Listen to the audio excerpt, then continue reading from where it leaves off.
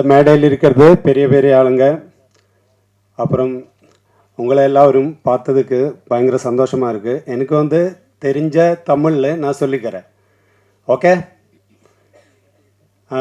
நான் இந்த producer sir எல்லா விஷயத்தையும் என்கிட்ட சொல்லிட்டு இருந்தேன். ஏன்னா இன்னைக்கு அவர் இந்த பேப்பர் எழுதி கொண்டிருந்த விஷயத்தை என்கிட்ட சொல்லலை. அப்படி இருந்தால் நானும் கூட ஒரு பேப்பர் தயாராக எடுத்துகிட்டு வந்திருக்கும். இது மட்டும் அவர் என்கிட்ட சொல்லல. அதனால நான் எனக்கு தெரிஞ்ச தமிழ் தான் பேசுகிறேன். அப்புறம் இந்த பெரிய பெரிய டைரக்டர்ஸு எல்லார பேரும் எனக்கு தெரியல. அப்போ கூட பேரரசன் சார் அவர் எல்லாரும் ரொம்ப பார்த்தது சந்தோஷம். நான் நிஜமாக அப்படி யோசனை கூட பண்ணலை இந்த மேடையில் இப்படி பேசுறதுக்கு. இந்த பெரிய பெரிய ஆளுங்களை உங்களெல்லாம் பார்க்குறதுக்கு யோசனை கூட பண்ணிட்டில்ல. அதுக்கு காட் பிளஸ், சந்தோஷமாக இருக்குது. அப்புறம் எங்கள் டைரக்டர் சசீந்திரா கேசங்கர் இந்த படம் 2.5 வருஷமாக ஷூட் போய் கொண்டிருக்குது. கொஞ்சம் கொஞ்சம் ஷெட்யூல் மாற்றி தான் வந்துட்டுருக்கு. நான் கத்தாரில் ஒரு அட்வர்டைசிங் கம்பெனியில் தான் வேலை பண்ணி கொண்டு இருக்குது. அப்போ நான் போயிட்டு வர்றதுக்கு அந்த டைமில் அவர்கிட்ட சொல்லும் இந்த டைமுக்கு வர வேண்டியது, அந்த டைமுக்கு லீவு எடுத்து கஷ்டப்பட்டு அப்படியே எடுத்து ஷூட் பண்ணது. அதில் ஒரு நாளைக்கு நான் கூட அவிடுந்து லீவ் எடுத்து வந்த டென்ஷன் ஷூட்டிங்கு போய் கொண்டு இருக்குது. அது என்ன சொல்லுது, அவர் ரொம்ப அந்த டைரக்ஷன் பண்ண ஒரே டைமில் அவருக்கு ஸ்டாப் பண்ணாமல், நான் இந்த விஷயத்தோட சொல்ல முடியுமா எனக்கு தெரியாது, அப்போ கூட நான் சொல்கிறேன். அவரை ஹார்ட் ஒர்க்கை பற்றி சொல்கிறேன். ஸ்டாப் பண்ணாமல் ஒரு சீன் முழுசாக அவங்களுக்கு வேணும்னு சொன்னேன். அப்போ நானெல்லாம் பார்த்துருக்குது, கட் செகண்ட் கட் அந்த மாதிரி ஈஸியாக நடிச்சு போகல. அவர் விடவே மாட்டிருக்கு. 8 வாட்டி 9 வாட்டி 10 வாட்டி லாஸ்ட் அவர் அந்த ஸ்கிரிப்ட் பேப்பர் அப்படியே தூக்கி எறிஞ்சிட்டு போயிட்டு ரெஸ்ட் எடுத்துட்டு 4 நாள் விட்டுவான்னு சொன்னேன்.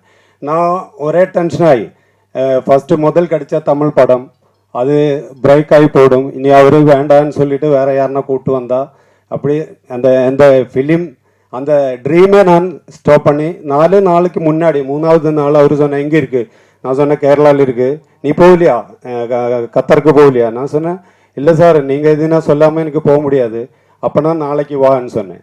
அப்போ ஒரு வெள்ளிக்கிழமை இருந்து நான் ப்ரேயர் எல்லாம் பண்ணிவிட்டு அவர் சொன்ன மாதிரி அவர் நினச்ச மாதிரி அந்த சீன்ஸு அவருக்கு ஒரு 2 மினிட்டு 3 மினிட்டு கண்டினியூ கட் பண்ணாமல் என்னால் செய்ய முடியணும்னு சொல்லிட்டு அந்த ப்ரேயர் பண்ணிட்டு அன்னைக்கு ஃபஸ்ட்டு ஷோட்டில் அவங்க கெட்டி பிடிச்சிட்டு அது சூப்பராக எடுக்க முடிஞ்சு. அதுதான் என்னோட நம்ம அவருக்கு நான் எப்பொழுதும் அந்த முதல் டைரக்டர் அவரை மறக்க மாட்டிருக்குது.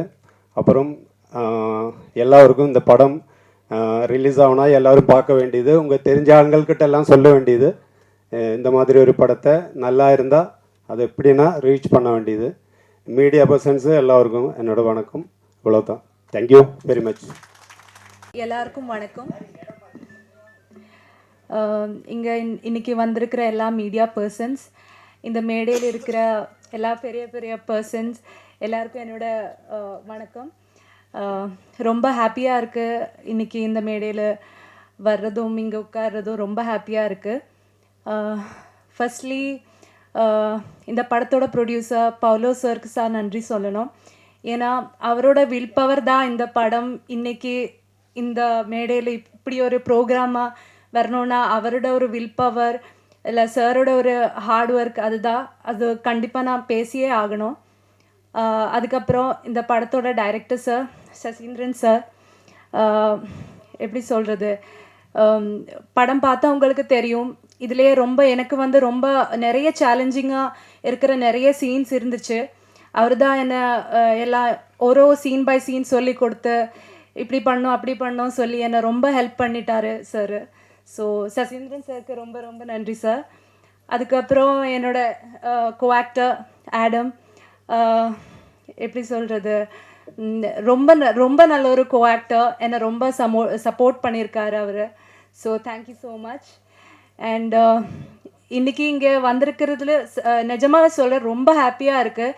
இந்த ஒரு கூட்டம், இந்த மேடையில் இவ்வளோ பெரிய personalities. I'm really happy, really blessed to be a part of this program, and thank you so much.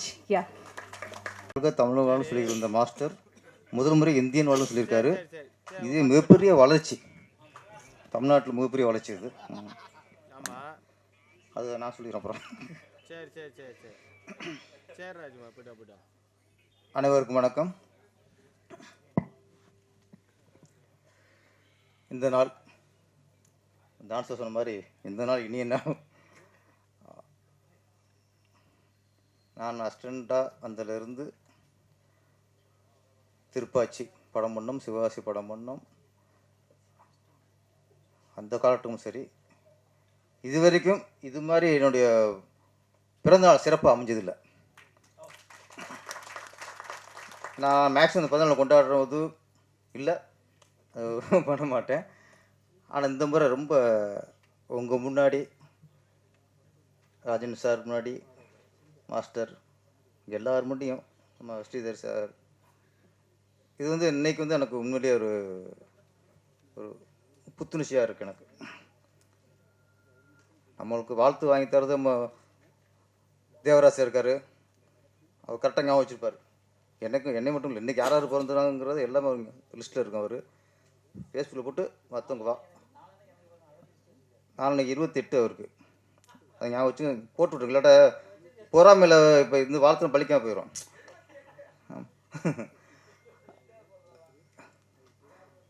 அப்புறம் நம்ம கோவிந்தராஜ் சார், பாலன் சார், நிறைய நம்ம நண்பர்களில் நிறைய ஃபேஸ்புக்கில் வலைதளங்களில் பிறந்தநாளை சொல்லி வாழ்த்து வரவழைப்பாங்க. ஆனால் இந்த முறை ரொம்ப ரொம்ப சிறப்பாக அமைஞ்சிருச்சு. எல்லாருக்கும் என்னை வாழ்த்தி அனைவருக்கும் நன்றி. அப்புறம் இந்த இதில் இன்னொரு சிறப்பு அம்சம்னா பார்த்து நான் அதிசயமாக நினைக்கிற விஷயம் என்ன ஆச்சுன்னா, தமிழ்நாட்டில் தமிழ் மேடையில் ஒருத்தர் தமிழ் பேசினார் அப்படிங்கிறதுக்காக பத்திரிகை சங்கம் வந்து அவருக்கு சால்வு போடுறாங்க. அது ரொம்ப சந்தோஷமான விஷயம். அவங்க ப்ரொடியூசரு பவுல்ஸ் ஜார்ஜ், ஆமாம் அவர் ஜார்ஜ் ஏற்றிட்டு வந்துட்டார் பேப்பரில்.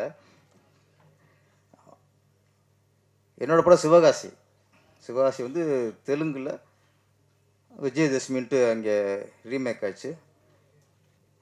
அதோட ஆடியோ ரிலீஸ். அதுக்கு ஓகே, சிவகாசி படம் டைரக்டர் அப்படிங்கிற ஒரு முறையில் என்னை அங்கே ஆடியோ ரிலீஸுக்கு கூப்பிட்டாங்க. நாம் அங்கே போய்ட்டு அங்கே ஹைதராபாத்தில் ஆடியோ ஃபங்க்ஷன். நம்ம என்னடா பேசுகிறது, ஆந்திராவில் போய் தமிழ் பேச முடியாது அப்படின்ட்டு நான் தெலுங்கில் ஒரு ஒரு 10 லைன் கேட்டு எழுதிட்டு 2 நாளாக மனப்பாடம் பண்ணேன். 2 நாள் மனப்பாடம் பண்ணால் கூட ஃப்ளைட்டில் போகும்போதுலாம் வேறு சிந்தனை இல்லை, இதுதான் அப்படி சொல்லி பார்த்துட்டே இருக்கேன். தப்பாக பேசிடக்கூடாது இல்லை. அங்கே ஸ்டேஜில் உட்காந்தோடனே இன்னும் அப்படியே பயம் வேறு வருது. எல்லாம் தெலுங்கு மக்கள், நம்ம பேப்பர் பார்த்துட்டு படிக்கலையே, மனப்பாடம் பண்ணிட்டு படிக்கிறோம். அப்புறம் ஒரு பேசி தெலுங்கு பேசி சமாளிச்சாச்சு. இப்போ தான் தெரியுது, ஏடா நம்ம தெலுங்கை தமிழில் எழுதி பேசியிருக்கலாமே. நம்ம என்ன திருப்பாச்சி பண்ணிவிட்டோம், சிவகாசி பண்ணிவிட்டோம், திருப்பதி ஒன்று பெரும் பேசிக்கிருக்கோம். ஒரு புடிசர் தோன்ற விஷயம் ஒரு டைரக்டர் தோணலையே.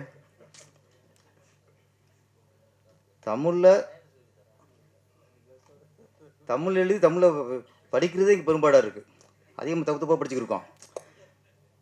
ஆனால் அழகாக ஒரு தமிழை மலையாளத்தில் எழுதி அப்படியே பெரிய தமிழ் மாதிரி பேசுகிறாரு. அப்போ நீங்கள் அரசியலுக்கும் வரலாம் சார். நீங்கள் ஏன்னா அந்த தகுதி உங்களுக்கு சினிமாக்கள் நீங்கள் அரசியலுக்கும் வரலாம். இதான் இப்போ யோசிச்சுட்டே இருக்கேன். இந்த இது தெரியாமல் போச்சு. 2 நாளாக போட்டு நெஞ்சில் இந்த ஸ்கூல் 10th எக்ஸாம் எழுதும்போது மனப்பாடம் பண்ணுற மாதிரியே குத்திட்டு இப்போ மனப்பாடம் பண்ணமே, எல்லாம் வேஸ்ட்டாக போச்சு சார். அடுத்து தெலுங்கு படம் கூப்பிட்டேன், நீங்கள் இல்லை மலையாள படத்தை கூப்பிட்டோம். இவ்வளவு ஏன் மலையாளத்தின் படம் பண்ணினா சன் ஆஃப் அலெக்சாண்டர், அதுக்கு இந்த மாதிரி நிகழ்ச்சி நடந்துச்சு. அப்பவும் இப்படி மலையாளத்தை மனப்பாடம் பண்ணுறேன். புத்தி இடவனுக்கு தெரியாமல் போச்சு எனக்கு. ஏன்டா தமிழ் வழி மலையாளத்தை படிச்சிருக்கலாமே, கையெழுத்து வாங்கியிருக்கலாமே. அங்கே உள்ள பத்திரிகை வந்து என்ன சால்வ் போட்டிருப்பாங்கல்ல. எல்லாத்துலேயும் தமிழ் நிகழ்ச்சி வேணும் இருக்கான். பெருந்தன்கையாக இருக்கான். போச்சு.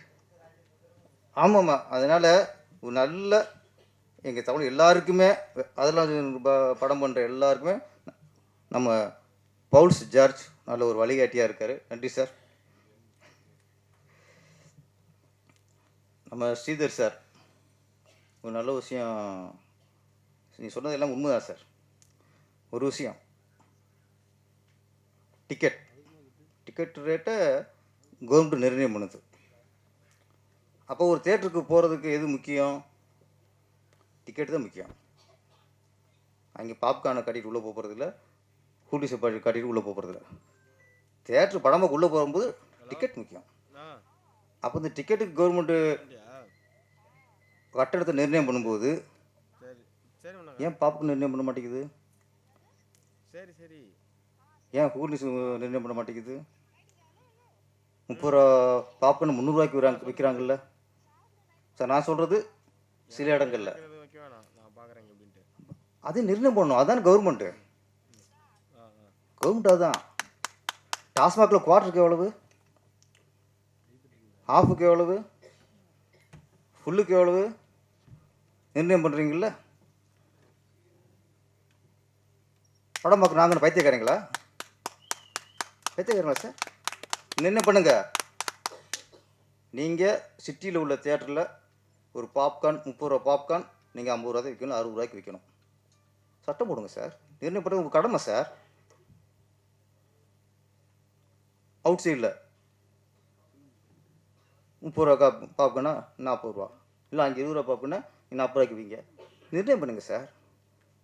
20 ரூபா டீயை நாங்கள் எப்படி சார் 120 ரூபாய்க்கு வேணும் வாங்க சொல்கிறீங்க? என்ன வாங்க சொல்கிறீங்க? அதை நிர்ணயம் பண்ணுறது யார்? அவங்க இஷ்டத்துக்கு நிர்ணயம் பண்ணுறதுக்கு எதுக்கு அரசாங்கம்? நீங்கள் டிக்கெட்டு நிர்ணயம் பண்ணுற மாதிரி மால் தேட்டருக்கு டிக்கெட்டு எவ்வளோ நிர்ணயம் பண்ணுறீங்க? அவுட் சைடு உள்ள லோக்கலில் உள்ள தேட்டருக்கு அங்கே சார் 100 ரூபான்னாரு. உண்மைதான். அப்போ அங்கே நிர்ணயம் பண்ணுறீங்க, இங்கே 120. நீங்கள் யார் நிர்ணயம் பண்ணுறது? நாங்களும் நிர்ணயம் பண்ணலையே. தேட்டர் கொண்டாரு சார் ஸ்ரீதர் சார், நீங்களும் நிர்ணயம் பண்ணுங்க டிக்கெட்டை? இல்லை. அப்போது நிர்ணயம் பண்ண ரேட்டை விட அதிகம் விற்றா அது பிளாக் டிக்கெட். எதுக்கு பேசும்போது குறுக்கு இந்த மாளுக்கு ஃப்ளோவில் பேசும்போது குறுக்க முட்டுக்கட்ட போகிறது எனக்கு ஃப்ளோ போயிடும். நான் உங்களை போய் அரசியல்வாதி இல்லை, நான் சராசரி மனுஷன், யதார்த்தவாதி. எனக்கு குறுக்க போய் எனக்கு ஃப்ளோ போயிடும். எனக்கு என்னென்னா போச்சா ஒரு அழகாக போய்க்கிடுச்சு. அப்படியே என்ன சொன்னேன்? நீங்கள் பாப்கார்ன் அதுவும் போச்சு. எதுக்காக சொன்னேன் போச்சு எனக்கு ஆன்சரை. அப்போது நீங்கள் டிக்கெட்டை நிர்ணயம் போது நீங்கள் பாப்கார்னுக்கு நிர்ணயம் பண்ணணும் ஃபஸ்ட்டு. அது கவர்மெண்ட் கடமை. இன்னொன்று இருக்குது பாருங்கள், படம் வசதிக்கு எங்கள் டேரக்டர் நான் லாஸ்ட்டாக வந்துடுறேன். ஏன்னா சீதா சார் அன்றைக்கி கரெக்டாக எங்களை சிங்க் ஆகிட்டார். எனக்கு 26 பேர் காஷ்மீரில் கொண்டிருக்காங்க. தீவிரவாதிகள், பயங்கரவாதிகள், வெறிநாய்கள், இன்னும் சொல்லுவாங்களே. அந்த உல்லாச பயணம் பண்ண அந்த அப்பாவி மக்கள் என்ன சார் பண்ணாங்க? இந்த மாதிரி அப்பாவி மக்களை கொள்றவன் அவன் தான் உலகத்தில் மிகப்பெரிய கோழை அவன். அப்போ அரசியல் ரீதியாக நமக்கு 1000 கருத்து வேறுபாடு இருக்கும். இப்போ அவனை திட்டலாம், இந்த கட்சிக்காரன் அவனை திட்டலாம், நீ ஊழல் பண்ணிட்ட, நீ நிலமசூல் பண்ணிட்ட, நீ மதுபானத்தில் இது பண்ணிட்ட, 1000 பண்ணலாம் சார். ஆனால் இந்தியாவுக்குன்னு ஒன்று வந்தால் எல்லா கட்சிக்காரனும் எல்லா அரசியல்வாதிகளும் எல்லாம் ஒன்று சேரணும் சார். அவன் தான் இந்தியன். நீ அங்கேயும் அரசியல் பண்ணினா நீ இந்தியன் இல்லை, நீ இந்திய துரோகி. நீ எங்கே நம்ம இந்திய பற்ற காட்டுறோமோ அங்கே இந்திய பற்ற காட்டிடணும். இதுதான் சந்தர்ப்பம். இதை பயன்படுத்தி நம்ம ஒருத்தர் பழி சுமத்திடலாம், இதில் அரசியல் பண்ணிடலாம்.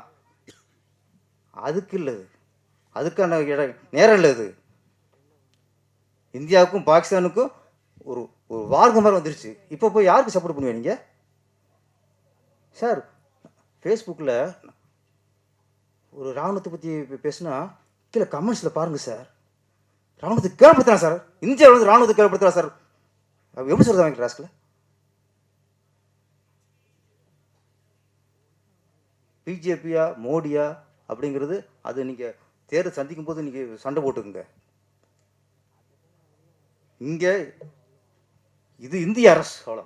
இங்கே இந்திய அரசு, இந்திய அரசுக்கு வந்து வெளியில் வந்து ஒரு ஒரு ஒரு தாக்குதல் வரும்போது, வெளியில் வந்து ஒரு அச்சுறுத்தல் வரும்போது நாம் எல்லாரும் சேர்ந்து அது இந்திய அரசுக்கு குரல் கொடுக்க வேண்டும். இந்த நேரம் பற்றி இந்திய அரசு பழி சுமத்தினாலோ குறைச்சினாலோ நீ இந்தியனே இல்லை. முதல்ல நீ அரசுக்கு லாய்க்கு இல்லை. அரசுக்கு யாரையா வரியா? மக்களுக்கு தானே அரசியல் பண்ண வரியா? சம்பாதிக்க வரையில, கொள்ளடிக்க வரையில? மக்கள் யார்?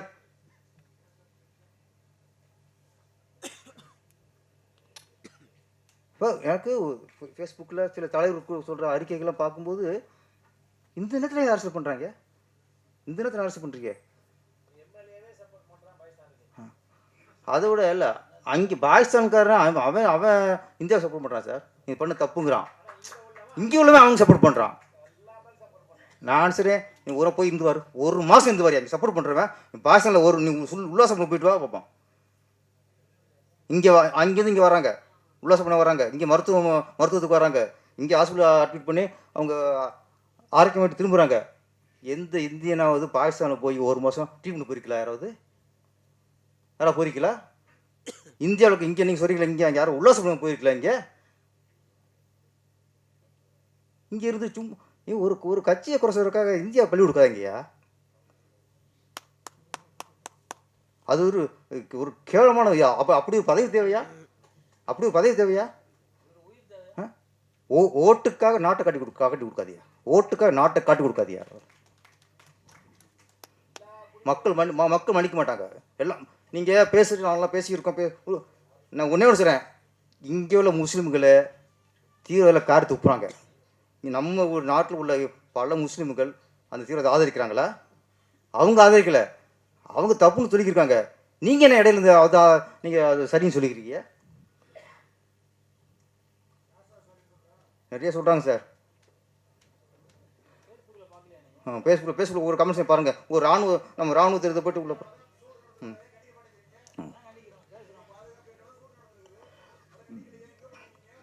இப்படி இருக்கதா? இதான் உதாரணம். பேசும்போது இவர் எங்கே சப்போர்ட் பண்ணுறாங்க? நான் வந்து சார் எங்கள் இந்திய மக்கள் 26 பேரை கொண்டுட்டாங்க, அவங்க தீவிரவாதிகளை நாங்கள் இதுவோம். நீங்கள் அதுக்கு சப்போர்ட்டாக அதுக்கு காரணம் கேட்காது. காரணம் கேட்டால் தப்பு. கொண்ட செத்த 26 செத்தான், இந்திய செத்தான். அதுக்கு யாராவது கடுமையாக கண்டுபிடிச்சி சொல்லியிருக்கலாம்? யாராவது இல்லை அது இங்கே பெருசாக கேட்கலைங்கிறாங்க. அது வேறு விஷயம். அவன் கேட்டானா கேட்கலையா, அவன் இந்துவா முஸ்லீம் அதெல்லாம் இல்லை. செத்தவன் இந்தியன், அவ்வளோதான்.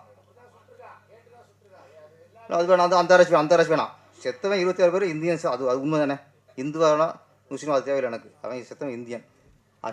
இந்தியனா நமக்கு அது வரணும். இங்கே போய்ட்டு மோடியை குறை சொல்கிறது, அமித்ஷாவை குறை சொல்கிறது, அதுக்கான நேரம் இல்லைங்கிறேண்ணா. அதுக்கான நேரம் இல்லை. அது நான் என்ன சொல்கிறேன்னா, இந்த ஒற்றுமை. ஏன்னா முடிச்சிட்டேன். அதான் முடிக்கு வந்துட்டுண்ணா. ஏன்னா எதுக்கு சொன்னால் எங்கேயோ போயிடுச்சு. ஒற்றுமை வேணுங்கிறேன். இன்றைக்கி சொல்கிறேன், தமிழ் ஃபீல்டு இன்னைக்கு அங்கே விடுங்க. தமிழ் மொழியில் இன்றைக்கி நம்ம தமிழ் ஃபீல்டு இன்றைக்கி பல விஷயங்கள் இன்றைக்கி முறைப்பட்டு போயிட்டுருக்கு. நம்ம இண்டஸ்ட்ரியில் ஒற்றுமை வேணும். இப்போது இண்டஸ்ட்ரியில் ஒற்றுமை வேணும். இன்றைக்கி இண்டஸ்ட்ரி நம்ம வந்து வசூல் வழங்கிறோம், சேட்டை ஆள் வழங்கிறோம், சிறுபடம் ஓடலைங்கிறோம். இதுக்கானதுக்கு என்ன ஒன்று, எல்லாரும் கூடும். பெப்சி தயாரிப்பாளர்கள் எல்லாம் கூடி இது என்ன இதுக்கு நம்ம பேசிக்கிருக்கோம். நாங்கள் அவங்க பேசினதை அப்போ அவங்களுக்கு ஒற்றுமை வரணும். ஆளாளுக்கு நீங்கள் ஒரு பக்கம் பிரிஞ்சு நீங்கள் சண்டை கொடுக்குறீங்கன்னா இதுதான் தமிழ் கூட போயிடும். இப்போ இங்கே ஒற்றுமை வரணும்.